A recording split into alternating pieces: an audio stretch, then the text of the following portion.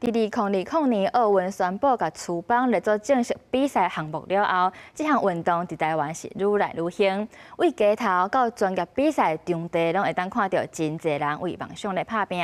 有人为国手专做教练，嘛有人从细汉就做国手，迷恋咧练习。下暗7点半，大家台青春咱的帮做伙对镜头来看这段厨房少年的故事。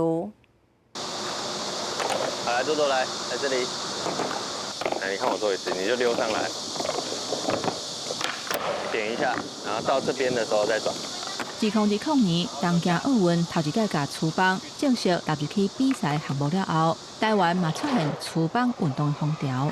滑板列入奥运了后，愈来愈多家长去重视，感觉讲，其实囡仔学滑板嘛是一个袂歹。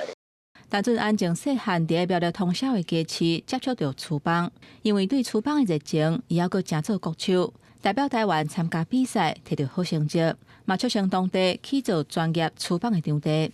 即嘛一位选手正做是教练，带领更较侪囡仔追求厨房的梦想。做教学的心态，我感觉主要是甲规个滑板的族群再更大化。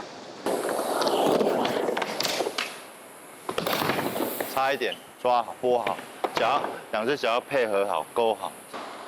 李碧武今年12岁，大家拢爱为宜兰来到台北练习。2年前，伊就已经代表台湾参加杭州亚运。一个小小的国手，用坚持甲热情，展现厨房无限的可能。滑板最难，就练习的时候会很无聊。比起训练，我更喜欢比赛，因为可以交到更多朋友。 我觉得还蛮欣慰的，就是讲，敢若艰苦，敢若忝，敢若热，还是摔受伤什么，伊拢唔捌讲过一句讲伊不爱练啊。那边电视有在播吗？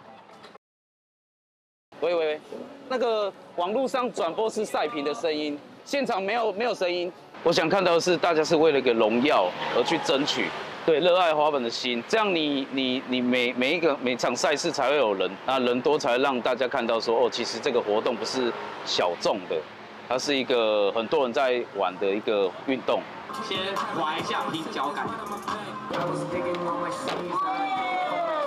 为家市到比赛场，这些少年人用厨房写出属于因的故事，因的热情当在推动台湾厨房的文化向前行。